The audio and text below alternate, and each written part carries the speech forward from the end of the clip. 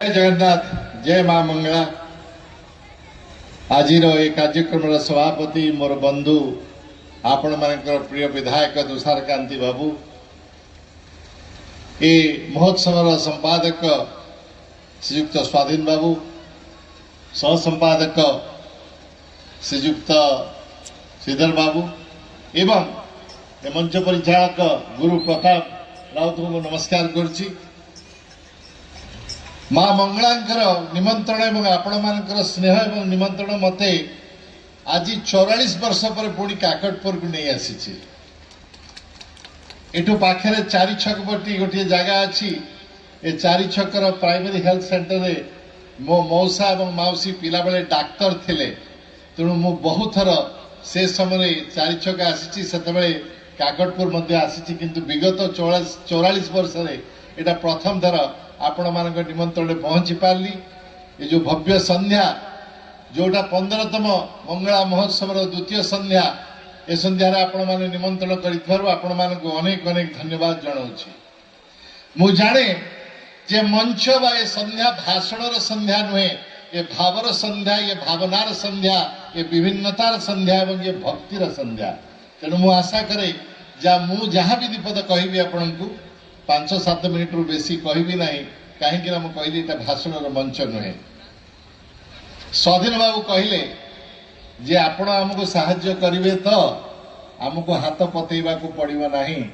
लेखाश्री madam कहले मंगला का हाथ जहाँ पर अच्छी तांको हाथ पतेवा को कहीं पड़िबो। मोर गोटे प्रतिश्रुति रहिला जे मु जहाँ भी चेष्टा करि परिबी आपण मानक सहयोग रे संस्कृति विभाग सहित चेष्टा करिबी जे आपणकर ये महोत्सव को मान्यता मिलू। कहीं ना ये महोत्सव मान्यता पाइबार योग्य आपण माने जो महत् काम करुछंती यार मान्यता मिलिबो। एवं मु आशा करे 15तम नुहे संख्या बदल की जो 51तम हम से मु आशा करे हे तो प्रभु दया करथिले एठी पुणी थरे आसी देखिबी जे महोत्सव आवरी बड़ हे पारिछि। ये महोत्सव मां मंगला का नारे आपण माने करुछंती बहुत भल कथा, किंतु से मां मंगला को आत्मविश्वास एवं को चरित्र नहीं करुछंती सेटा भी चिंता करिवार अछि। मां मंगला होछंती शक्तिर चिन्ह। आम घर मानक शक्तिर चिन्ह अछंती महिला माने झियो आकार रे, बहु आकार रे, मां आकार रे, भौणी आकार रे, दादी आकार रे, आई आकार रे, विभिन्न नारे आम माने कहूछे।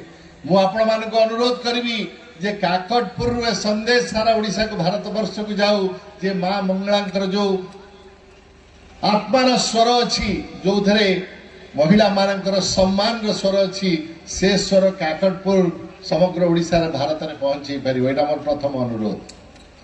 द्वितीय अनुरोध हैला मु अनेक पिला मानक देखुची, युवक मानक देखुची, संपादक अछंती, सह संपादक अछंती, सभापति अछंती, किंतु ए महोत्सवटा जनसाधारण महोत्सव किभली हे पारिबो, किभली ये महोत्सव रे अधिकांश पिला युवक मानक आनी तांकु विभिन्न दायित्व देई अनुष्ठान संगठन परिचालना करिवार शिक्षा आमे देई परिबा, तार मंच एटा हे पारिबो। काहे कि आज भारत वर्ष रे आमे देखुचे लोकक पाखरे डिग्री अच्छी, शिक्षा अच्छी, किंतु काम करिवार कोनोसी कुशलता बा दक्षता नहीं।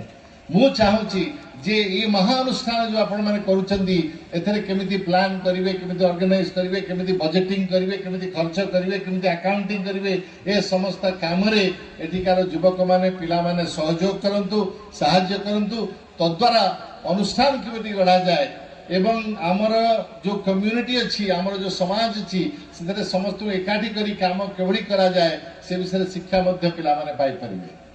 तृतीय कथा होची जदियो स्वाधीन बाबू मते कहले जे हाथ पतेबा को पड़िबो नाही, मु मन मन चिंता करूथली बसितला बेले सेठी जे पृथ्वीर बड़ बड़ महोत्सव कौन।